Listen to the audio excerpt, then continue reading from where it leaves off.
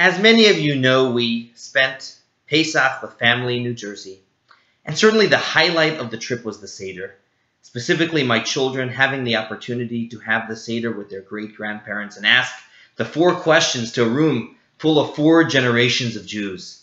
And I was thinking about the fact that this same scene, this same Seder, has happened time and time again all over the world for thousands of years since the Exodus itself. But here is the question. Is our Seder really the same? I mean, we don't have a Paschal lamb anymore. And we do all sorts of things that were added later in history. We dip a vegetable in salt water. We lean to the left while we drink 4 cups of wine. You won't find that anywhere in the Bible. Where did these ideas come from, and why are they a mandatory, fixed part of our Seder today? As many of you know, I work for an online Ask the Rabbi service. And some of the most common questions I get have to do with the oral tradition.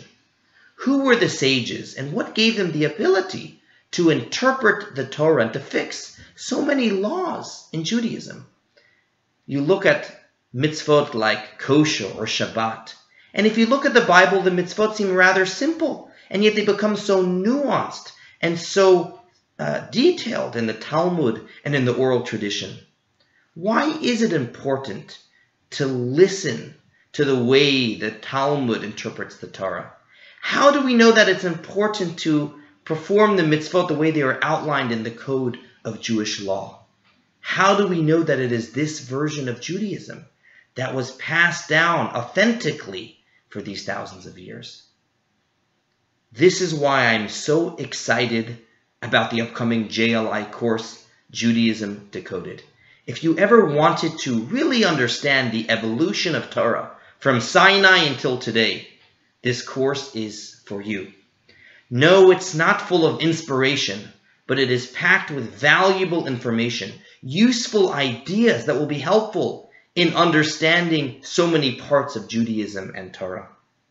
By taking the course, you will gain a very sophisticated understanding of the halachic system and the oral tradition, the nature of the debates in the Talmud, and the way that halacha is determined.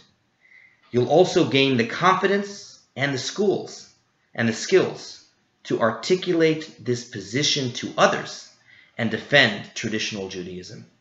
I very much look forward to seeing you May 6th for the first lesson at the Morrisville Chamber of Commerce.